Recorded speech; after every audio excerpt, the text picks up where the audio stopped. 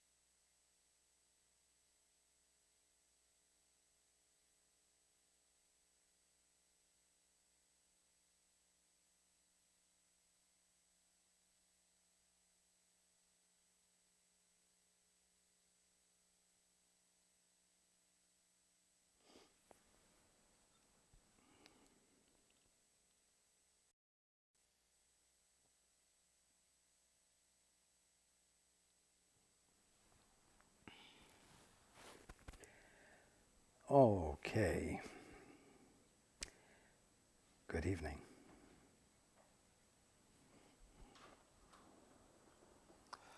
And welcome to everyone who's joining us on the internet.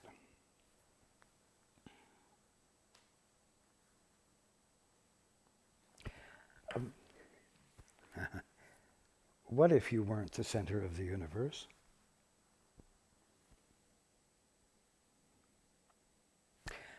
What if you weren't the appropriate object of your affection?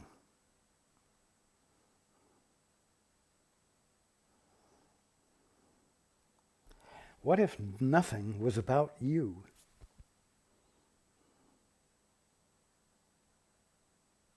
What if everything was about everything else?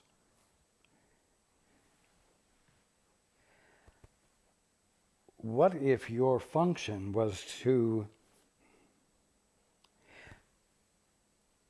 be that which is fully conscious of everything? Giving preference to the quality of relating to everything, including everyone.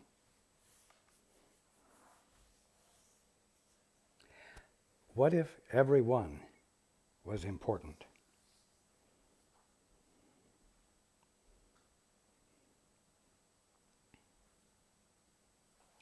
But you weren't on that list of everyone.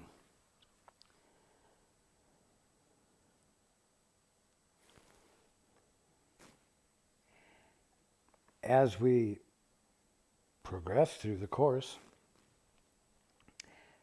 you might begin to have the feeling that everything isn't about you. After all, it says that the way for you to wake up is to look into your brother's eyes and remember God. It doesn't say, go and stand in front of the mirror and look at your handsome or beautiful self. Look into your beautiful or handsome eyes and remember God.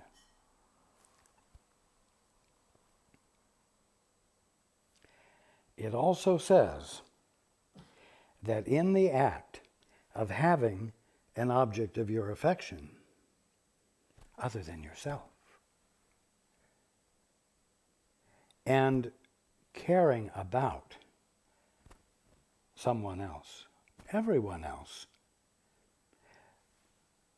with an intent to be genuinely present with them, without inserting between you and them any interpretations, any concepts about them that you have made up, any judgments, any fears, and on and on.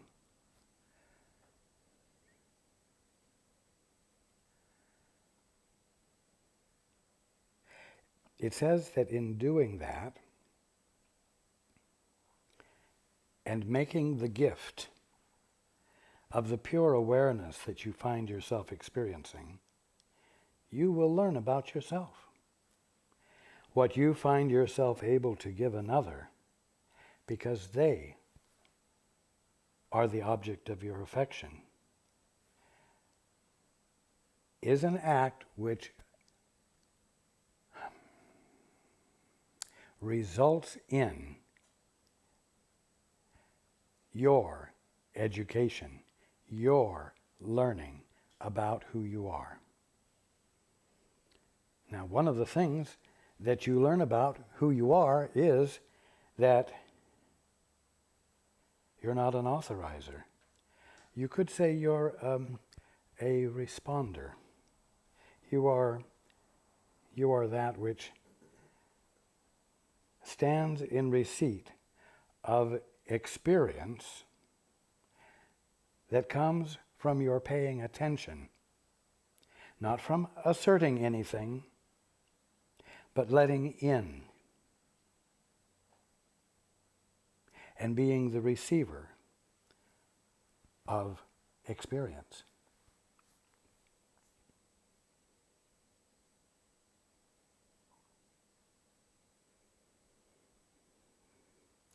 What if you are here to be the full conscious experience of being, in which the full conscious experience of reality, of the kingdom of heaven that you're currently calling earth and universe,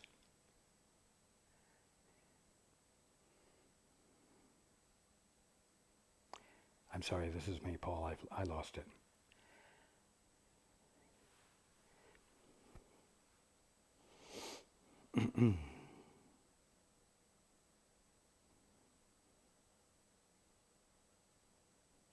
What if your function is to be the conscious acknowledgement of everything? The full conscious acknowledgement of everything. What if you are that which lets all that is register with you without resisting it in any way and without interposing anything between you and it? What if that is the purpose of being? What if that is your purpose?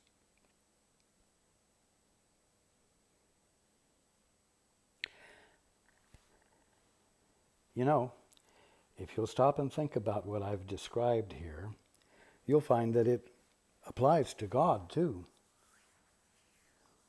Do you think God has himself on his mind?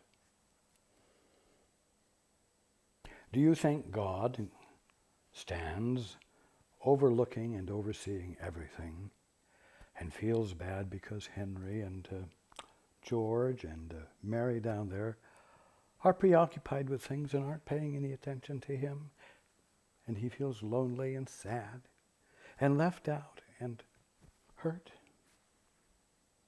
No. It's not his function to get.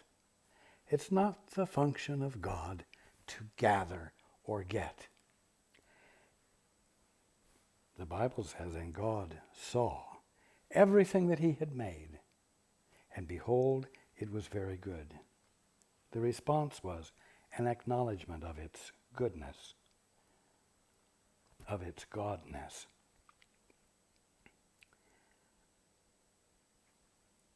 Creation is a gift, and God's acknowledgement of it is a gift.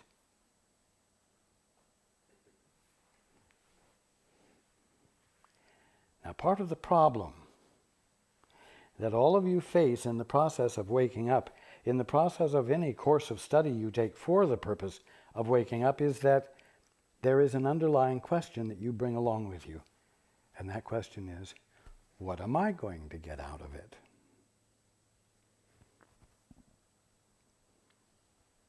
What new capacities will I acquire that will make me more effective, more respectable, more recognizably good? What will I get out of it? Well, if you dare to let in what we're learning and what I'm teaching, if you will let it in, you will find that you're learning that you're not going to get anything out of it, except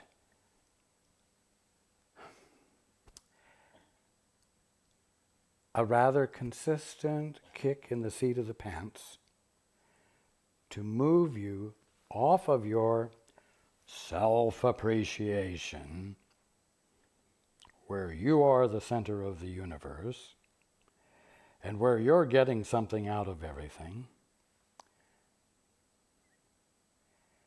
and actually daring to give your attention to everything else with innocence, without conditions, without agendas,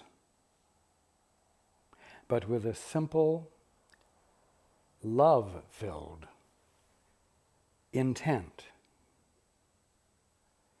to not let anything at all stand between you and what you're giving your attention to, so that you might see it for what it truly is.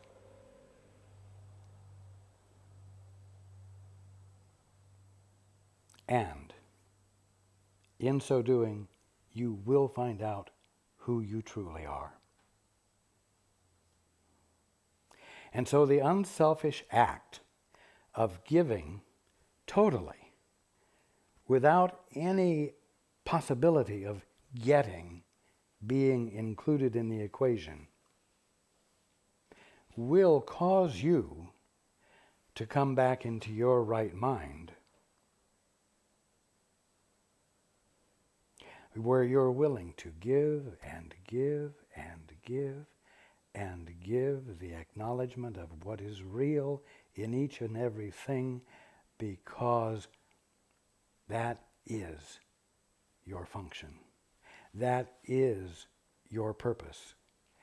And the awareness of the fact that that is your purpose causes you to truly know who you are. Truly come into an experience of conscious fulfillment of your being.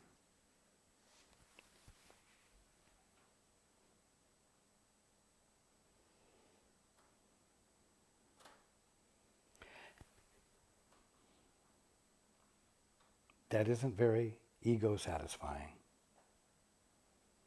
But I will tell you that it is soul-satisfying.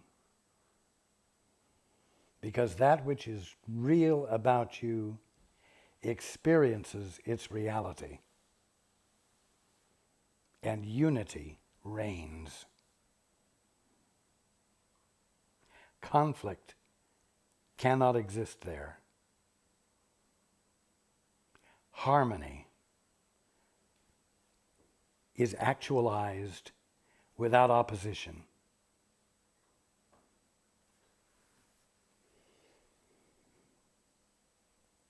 Now, we ended up last week talking about the fact that long ago we said this course will teach you what you are, restoring to you your identity. We talked about the fact that identity is shared. That which you truly are is something which is shared. And I just described that act of sharing, of giving and not getting. And that the means of the sharing is what the miracle is. And so continuing on tonight with the next section called the Test of Truth, it says, yet the essential thing is learning that you do not know.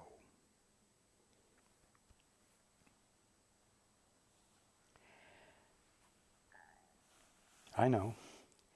You keep hearing this in one form or another as we read along, and it flies right in the face of all that is meaningful to you. What the hell do you mean I don't know? Of course I know. I haven't gotten this far without knowing something.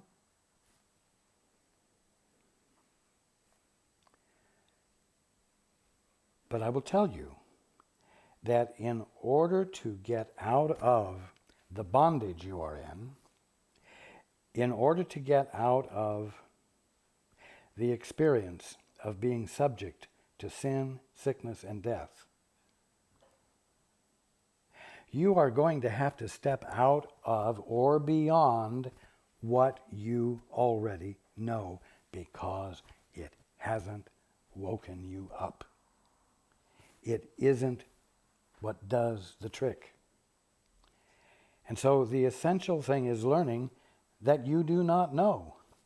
And I'm going to say the essential thing is learning that you do not know and not being and not be offended by it.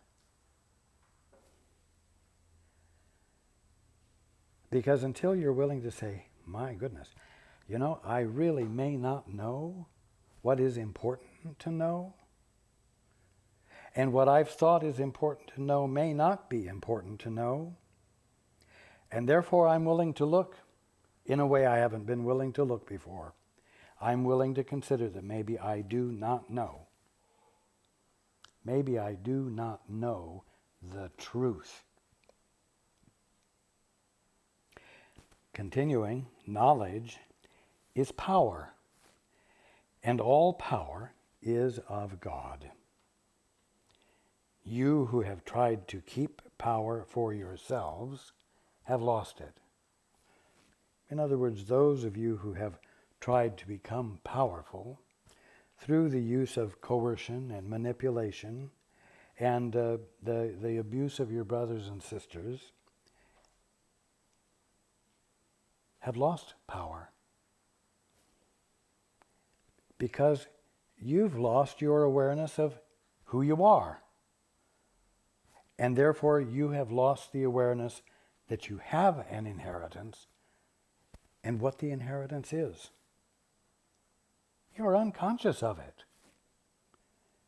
And regaining consciousness of it is what this is all about. And it is what your heart yearns for. And it is what makes you feel like a stranger in a strange land. Which is like referring to a son of God in an orphanage.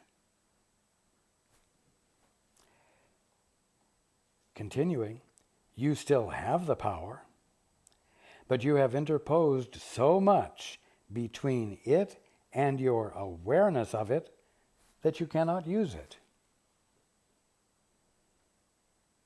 Everything you have taught yourselves has made your power more and more obscure to you. The better you got at being an orphan, the more obscure your divine sonship became to you. You know not what it is, nor where. You have made a semblance of power and a show of strength so pitiful that it must fail you. I mean, after all, a son of God pretending to be an orphan is a pitiful sight, because it is such gross nonsense, such impossible nonsense. For power is not a seeming strength, and truth is beyond semblance of any kind. Yet all that stands between you and the power of God in you is but your learning of the false and your attempts to undo the true. Now, as we're reading here, this description of you isn't very complimentary. And yes, it could be put in more complimentary terms. Let's say it doesn't have to be so darkly and strongly put. But the fact is that you have a great deal of faith and trust that you invest in your knowledge and in your practice of knowledge, your knowledge, and in the ordering of your thoughts, and in living your life according to the orderliness of, or the particular orderliness of your thinking. And you must come to a point where you find that not valuable at all. And so it is helpful not to speak too kindly about you and your bad habit of valuing your ability to think well and be powerful because of the order and the logic and the intelligence of your thinking. It's got to be put in a way that will cause you to stop in your tracks and say, wow, maybe what I'm doing, even though it isn't actually accomplishing anything in the larger picture is causing me to experience a serious loss of identity and a serious loss of peace that it's my birthright to be experiencing, and a serious loss of my capacity to love, and therefore a serious loss of my mental balance, shall I say sanity? Maybe it constitutes a serious loss of sanity. Nothing uncorrectable, but something that won't be corrected if no one takes a look and says, wow, I may be doing something. Well, let's put it this way. I may be seriously fucking myself up. Another strong word that isn't too strong at all.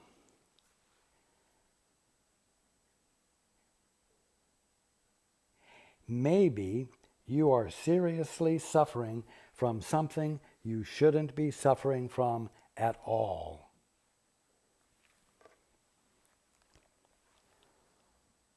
No, not maybe, actually.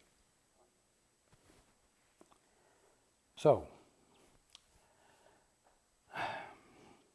weather the storm with me and let these harsh descriptions of you register with you. Why? So that you might feel guilty and bad? No. But so you will seriously look at the fact that you may be doing some things that you seriously don't want to do, and that you won't stop doing if somebody doesn't seriously confront you with it. Now,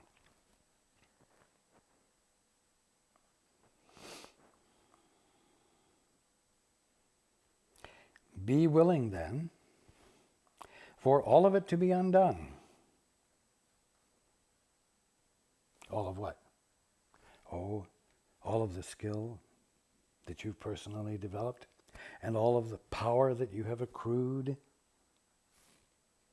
Be willing then for all of it to be undone, and be glad that you are not bound to it forever. For you have taught yourselves how to imprison the Son of God, yourself.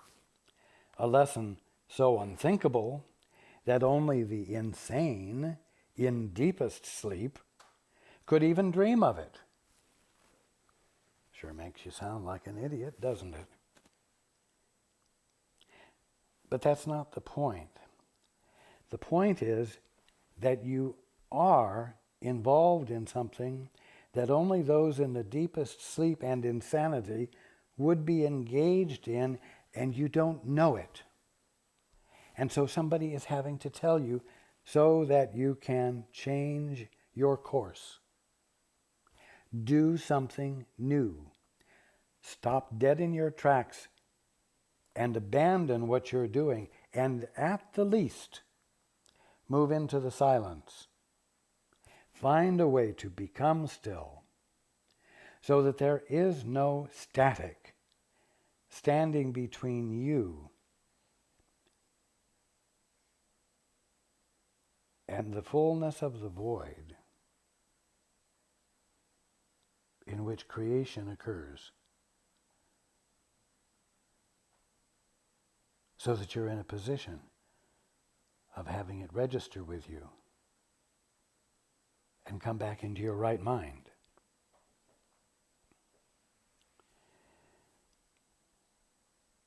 Can God learn how not to be God? And can his Son, you, given all power by him, learn to be powerless? It's unthinkable and insane, such a thought. But you're behaving as though you're powerless. Oh, I just don't know what my body's going to do next. Oh, I just don't know what my kids are going to do next. Oh, I just don't know what the economy is going to do next. Poor powerless little you.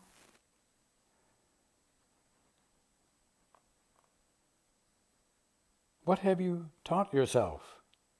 What have you taught yourselves that you can possibly prefer to keep in place of what you have and what you are?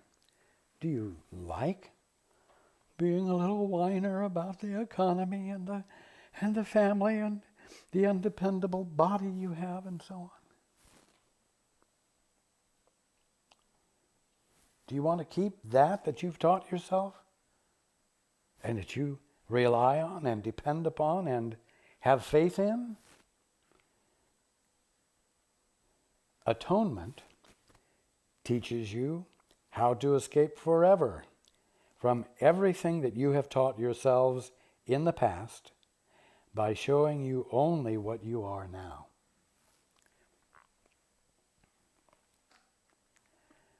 Well, do you have to do anything to be shown what you are now? Yes.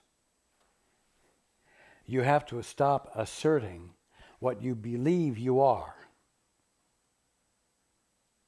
which you do constantly, every day, whether you're by yourself and thinking, or whether you're with others and communicating. You are always asserting yourself. When you think according to the rules and standards that you value. And you interpret everything that you see according to these standards, these values that you have incorporated. You're constantly reinforcing the you think you are. And you are, therefore, never in the silence where the movement of creation is happening, and in which, because of the silence, it can register with you as what it really is. And what? Disclose to you your function, which, as I said, is to be that which is paying attention to creation and letting it register with you for what it is.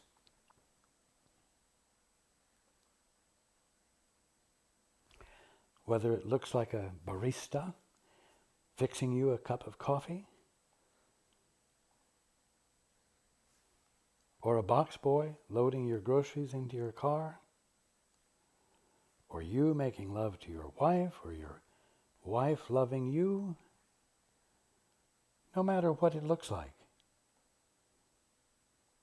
no matter how it might be interpreted, if interpretations are going to be employed, what is really going on? That's what you want to know. And that's what you will not know if you will not dare to become silent, if you will not abandon your insistence upon interpreting everything according to your values, by measuring it spontaneously according to your values, and coming to conclusions about it, instead of just being with it. And giving God a chance to show up.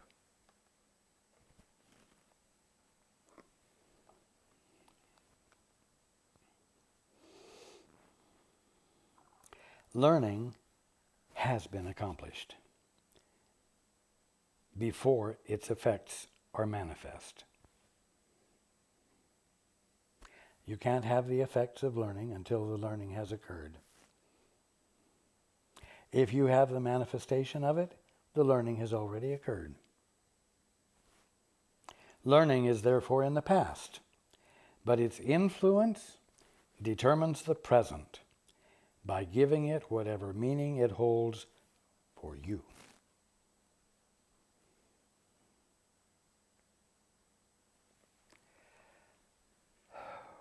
How many of you looked forward to the day that you would graduate from high school, or looked forward to the day that you would graduate from college with your degree, so that you might be finished learning and get on with the wonder and actuality of life? Well, let me ask you something. Who told you that learning would ever cease, would ever come to an end?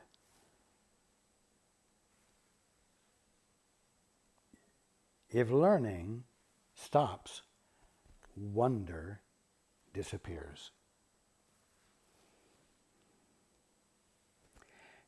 And I'll tell you something, and if you'll all think about it, you'll realize the truth of it.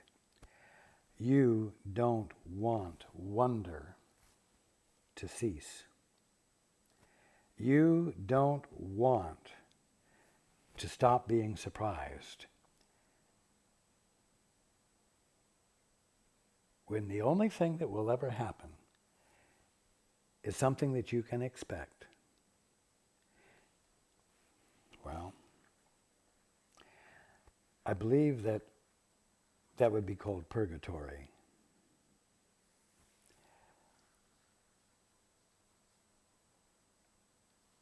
It certainly wouldn't be life. And it is not the purpose or function of being to be experienced that way.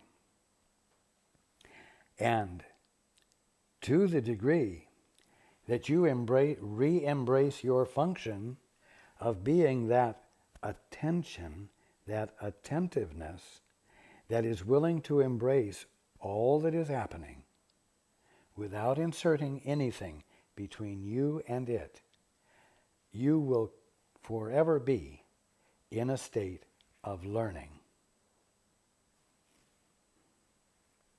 And your learning will be manifest.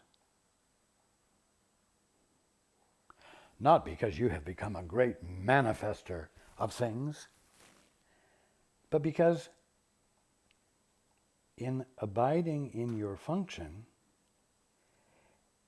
and experiencing the movement of creation, which is a learning movement, manifestation of the learning occurs.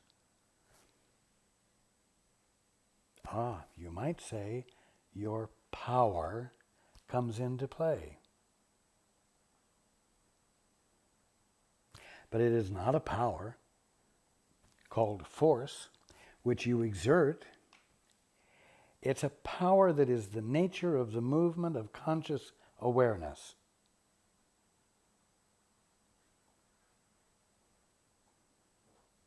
And when you're fulfilling your purpose, when you're being the Son of God, by embodying the movement of God, and as I said, God is constantly making a gift and never getting,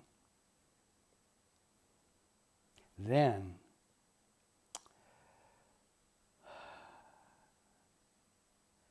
the joy of knowing who you are, the wonder of being what you are, will re-emerge, never to be lost again. And that's the point. But you won't arrive at that until you're willing to accept the postulate, I'm going to say, that you do not know.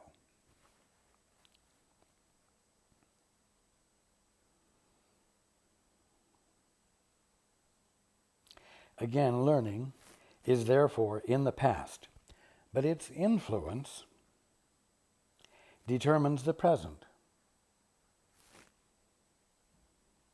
by giving it whatever meaning it holds for you. Yeah, I know you've had a rough experience with men.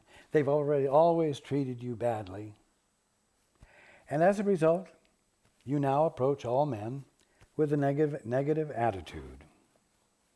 Your past learning determines the present by giving it whatever meaning it holds for you. That's a key point. Whatever meaning it holds for you. Whatever biased or torqued perspective you lay upon life, life will have for you. Your learning gives the present no meaning Your learning gives the present no meaning at all. Now that's perhaps a little difficult to understand. The first sentence says, learning is therefore in the past, but its influence determines the present by giving it whatever meaning it holds for you. And then it says, your learning gives the present no meaning at all. Well, that's true. The present is actual. The present is creation enacted, you might say. It's actual. Now, your learning may cause your perception of it all to be torqued, twisted, having a mean-spirited edge to it that causes the present to reflect to you the same old that has made you miserable forever. But the fact is that the present is really creation enacted, and it hasn't been changed by your biased, mean-spirited attitude. So again, learning is therefore in the past, meaning it always happens before the manifestation of it occurs in your life. Learning is therefore in the past, but its influence determines the present by giving it whatever meaning it holds for you. Your learning gives the present no meaning at all.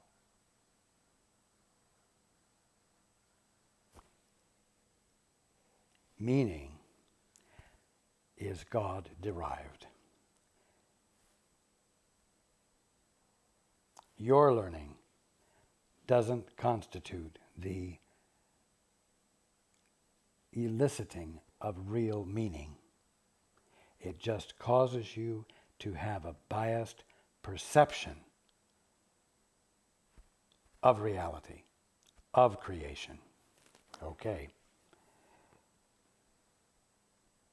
Nothing you have ever learned can help you understand the present or teach you how to undo the past. Now, there's one exception to that. If you have learned in the past how to be so present in the moment that you choose not to do anything else, then your learning in the past will cause you to be so present in the moment now that you aren't bringing past learning with you. You see?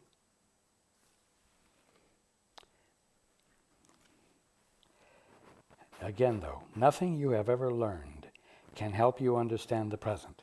The only thing that will help you understand the present is that when you look with innocent eyes in the moment you're in,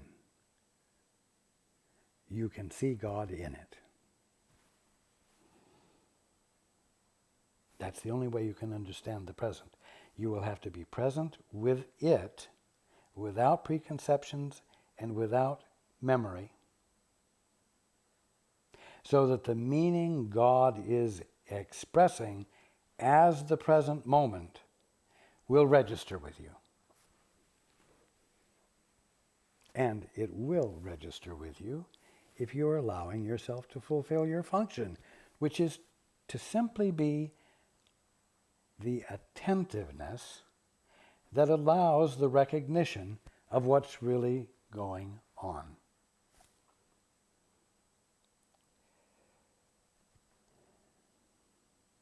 Well, you know what? You make me sound like some sort of a nerve ending. I'm just supposed to sit here and respond to the stimulus of the present. Well, I'll tell you something. I got more gumption than that. And I won't settle for such a boring activity. And I most certainly will not consider the possibility that that is my ultimate function. And I'll tell you something, I can I can throw a steer down in 30 seconds.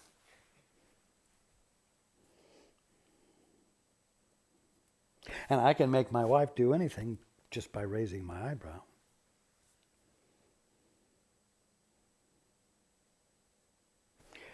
And I can put 10 companies out of business in 3 days if I think it'll make me money. I've got power. I've got more gumption than to just be something that gives attention to what's really going on, and that's it.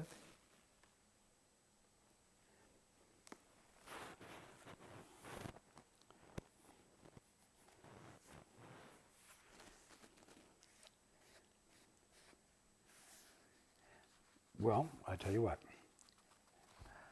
As long as you want to live in the orphanage, I'll send you a postcard every now and then. And I'll invite you to come to where I am. I'll even give you directions how to get there. But hey, if you want to throw a steer, go throw a steer.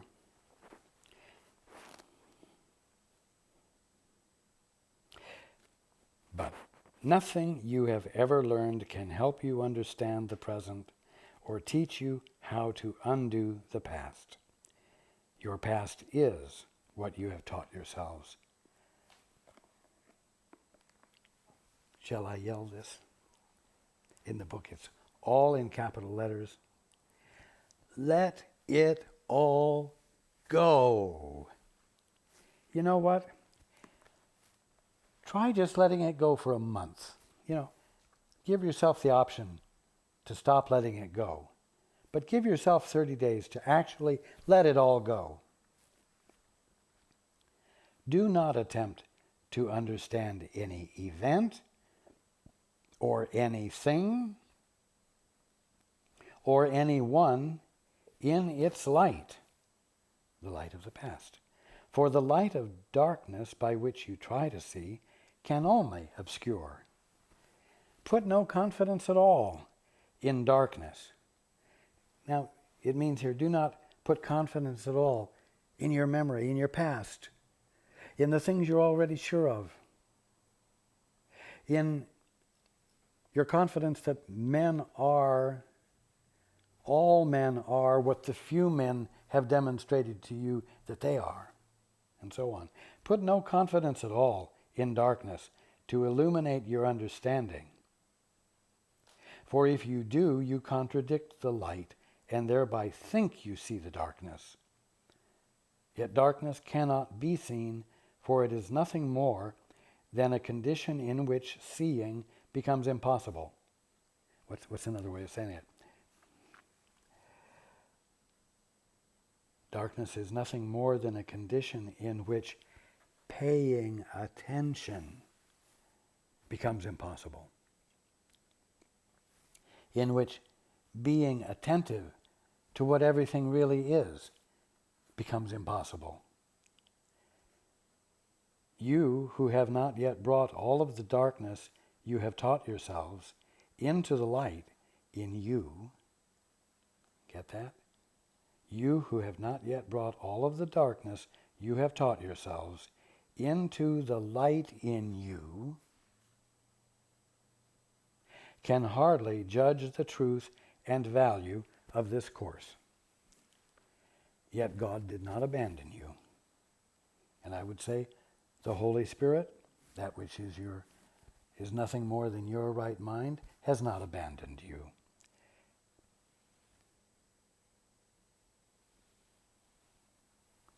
And I have not abandoned you. And so you have another lesson sent from him, God, already learned for every child of light, by him to whom God gave it. That's me. I have learned it for you. And there are others since me who have learned it and therefore have learned it for you.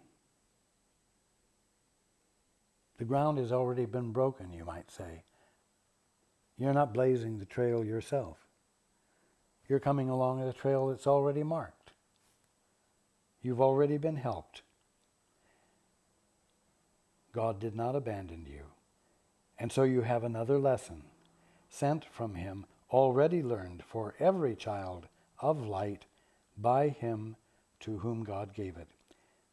This lesson shines with God's glory, for in it lies his power, which he shares so gladly with his Son.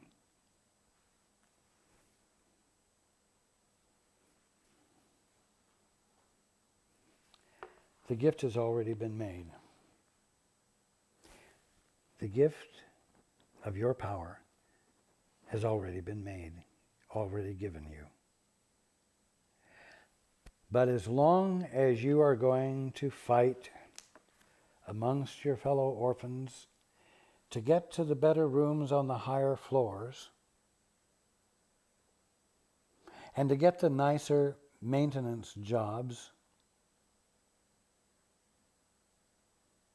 and to prove yourselves,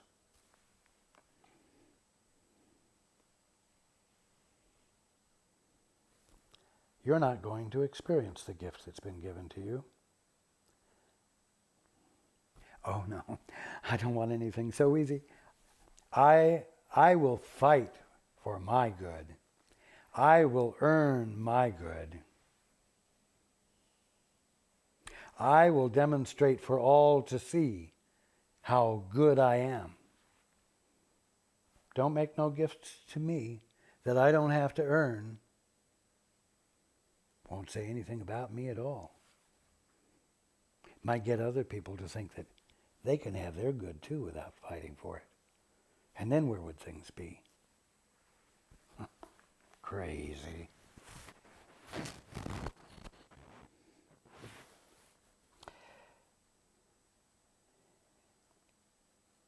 Learn of his happiness, God's happiness, which is yours. But to accomplish this, all your dark lessons must be brought willingly to truth and joyously laid down by hands open to receive, not closed to take. What is attentiveness? Attentiveness is a willing to let something register with you.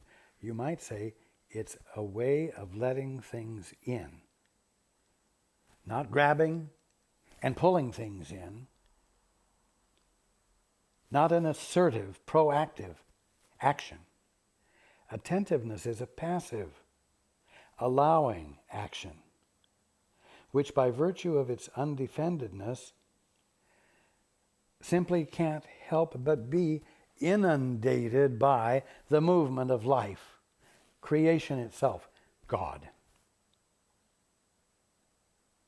And so when you give up the struggle and the fight to assert yourself, when your hand is not tightly closed to grasp and take, but is passively open, you might say, everything can end up in your hands. Everything will. Because you're not resisting or denying anything by having a closed fist. Or we'll say a closed mind.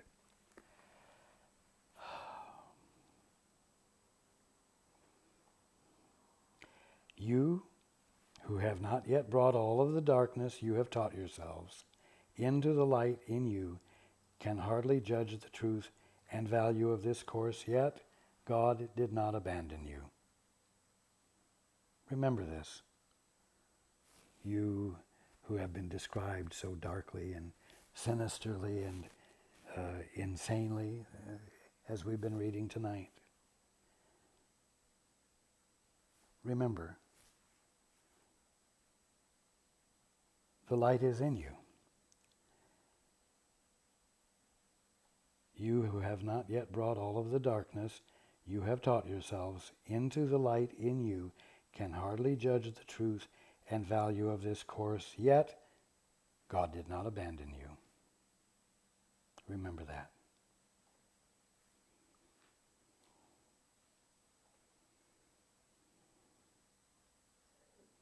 Continuing where we left off earlier, learn of his happiness which is yours.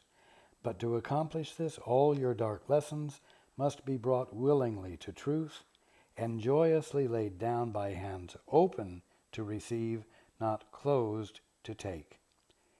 Every dark lesson that you bring to him who teaches light, he will accept from you because you do not want it.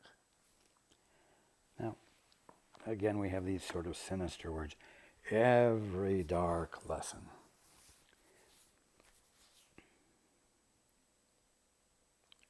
Here's a dark lesson. I'm a recognizably good person. And I do recognizably good things. And people are blessed by what I do.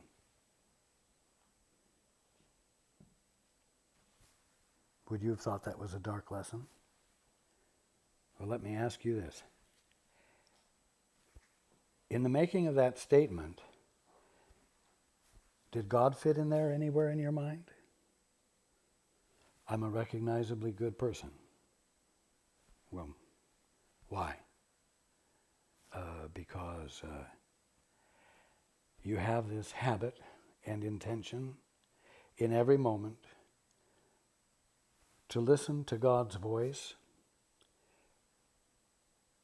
so that you might know the divine truth about your brother, and therefore everything you do is recognizably good? Or is it because you have this pattern of thoughts and ideas and behaviors that everyone mutually agrees are good and valuable, and because you've figured out how to manipulate circumstances and make them better for people, you are benefiting them, and that makes you a good person. See? That's a dark lesson. It's a lesson in darkness that you've taught yourself and it's a lesson in darkness because the light of truth doesn't dwell in it and therefore in you. And you are practicing something that you will have to abandon in the process of waking up, in the process of being willing to become attentive to what is really going on, and to be the state of attentiveness rather than the doer of good works. So, dark lessons aren't necessarily evidences of overt dishonesty or cruelty or abuse, but if you realize that your desire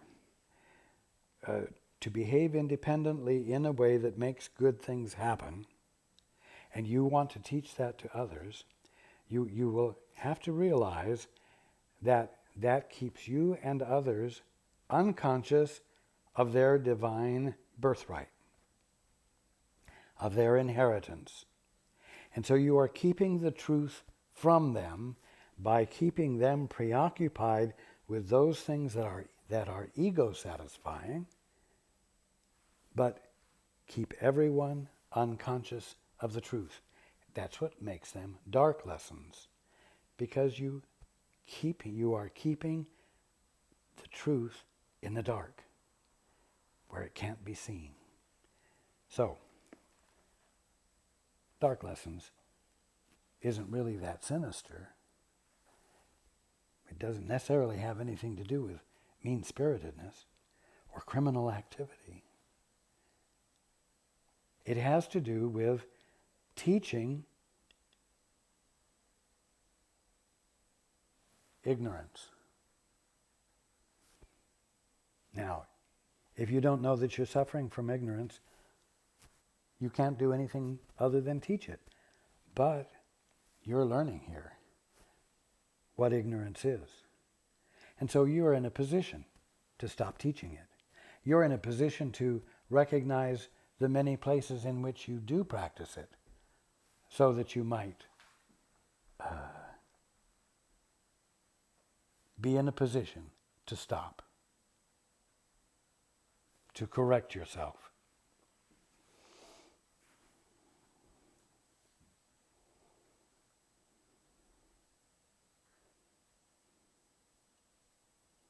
every dark lesson, every ignorance that you have believed and forwarded to your friends, every dark lesson that you bring to him who teaches light, he will accept from you because you do not want it.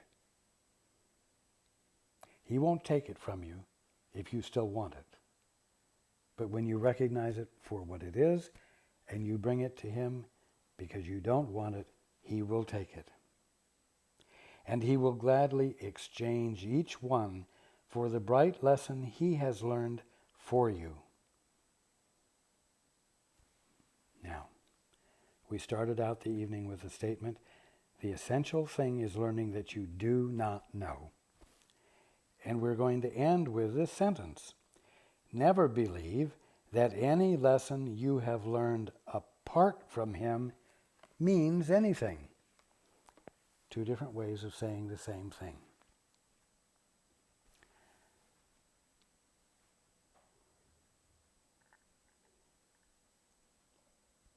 I hope you will be very attentive this week to what we've discussed this evening. Because there is a lot in it, and yet it is utter simplicity. And it's the epitome of love. And it will help you learn what love is, and help you have the guts to express it, embody it. And I love you, and I look forward to being with you next week.